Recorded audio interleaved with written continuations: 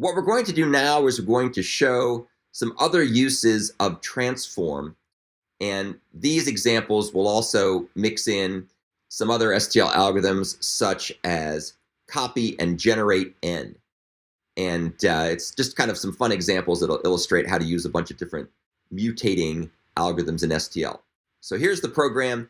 We come in, we seed a random number generator with the current time of day. And srand is not the most random of random number generators. I'll show you more random ones in a second, but it's a good starting point. We then make ourselves an empty vector of int. And now we use the generate n method to create 10 random numbers and insert them at the end of the vector v. So that's basically what generate n does. You can see what it does is it goes ahead and walks through the range from n down to 0. Every step along the way, it's going to increment the iterator here, which of course, as you know, has been adapted with the back inserter, insert iterator adapter. And every time we go through this loop, we're going to call the generator function that's passed in, which, as you can see, takes no parameters. And what in this case it's going to do is it's going to generate a random number, and it's going to go ahead and store it here into this particular iterator location as an output iterator. So we're generating n random numbers. Then we go ahead and make ourselves another vector, which we call v2, which has 10 values that all start with 20. And there would have been other ways to do this, but this is a nice, easy way to do it. We then go ahead and print out our random numbers in vector v. And then down here, we show the use of the 5-parameter version of transform. And the 5-parameter version of transform is going to expect a binary operation. And here's the 5-parameter version. You can see it goes through the first range from beginning to end.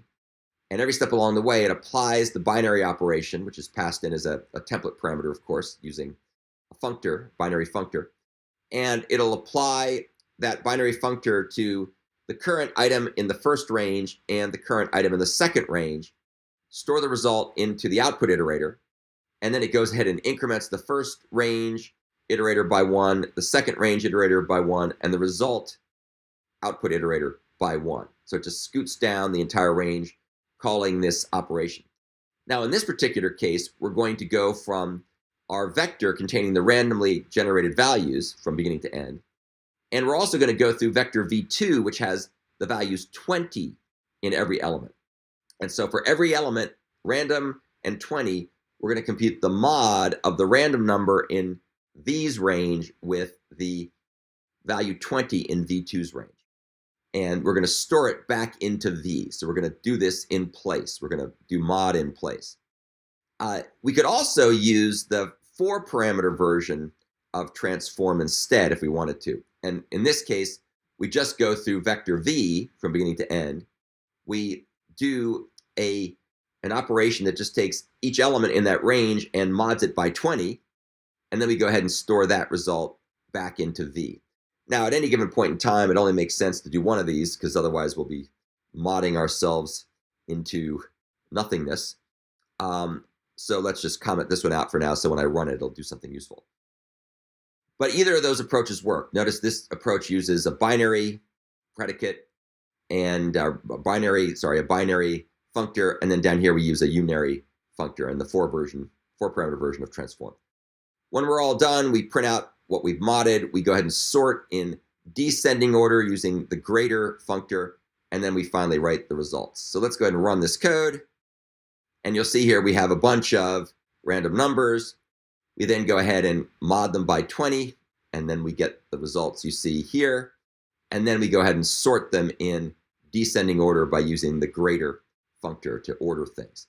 And of course, if we wanted to sort it in ascending order, that would be absolutely trivial. We would just change greater to less, or just leave out the parameter altogether because that's what it defaults to, and away we go. So this is yet another example that's going to show off various features of STL algorithm functions that work on vectors. In this case, we're going to define ourselves 2 vectors, each of which holds 10 integers. We don't give them any values to start with, so they would start out with uninitialized values. And then we're also going to use the transform algorithm again, because we like transform, to illustrate how it is used to add things together. This will also give us a chance to show off a whole bunch of other interesting STL algorithms that are mutating algorithms. So the first thing we do is we take vector v1 and we fill it with the value 1. And fill is a particularly nice way to go through a range and give every element in the range some value. You can use that, for example, in assignment 3 and 4 in order to do the constructor that takes in a default value when you initialize an array list. You give the default value to fill or fill in, and it goes to town and it gives that value to every element in the range. What we then do, and so you notice we now have a vector that has nothing but ones in it. We then go ahead and compute the partial sum. And partial sum is just going through a range and adding each successive element to the cumulative sum of things that came before. And so we're basically going to end up with 1, 2, 3, 4, 5, 6, 7, 8, 9, 10. And then we go ahead and notice we store the result back into vector v1 itself. We then go and use a very interesting algorithm called shuffle. This used to be called, I believe it used to be called random shuffle. Now it's just called shuffle. And what it does is it goes through this particular range, and it's mutating, so it'll make changes to that range. And what it does is it randomly shuffles the elements in that range. So if you had 1, 2, 3, 4, 5, 6, 7, 8, 9, 10, it'll come back with some random shuffle, which would be like 8, 5, 9, 3, 1, 2, 4, just whatever, just in some random order. And here we're going to use something called the default random engine, which is going to be more random than what srand and rand produced.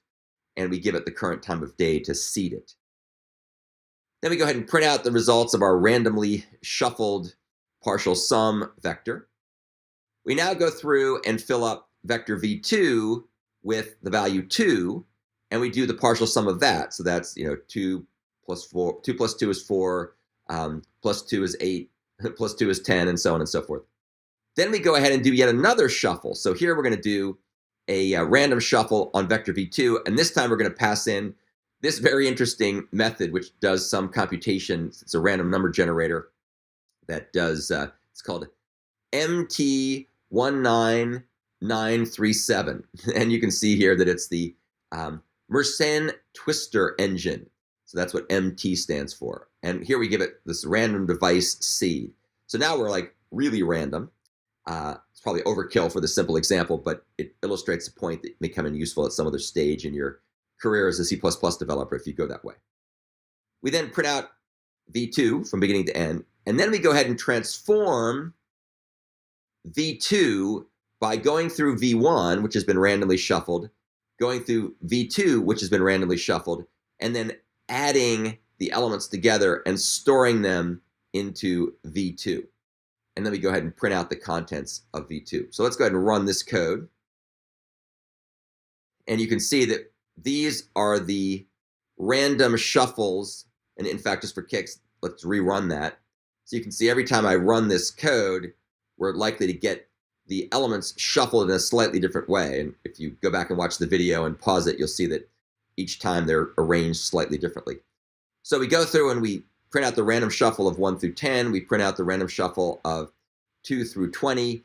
And then we go ahead and add up the randomly shuffled vectors and then store them into v2 and then print out v2, which of course looks like adding v1 to v2, which is what it does.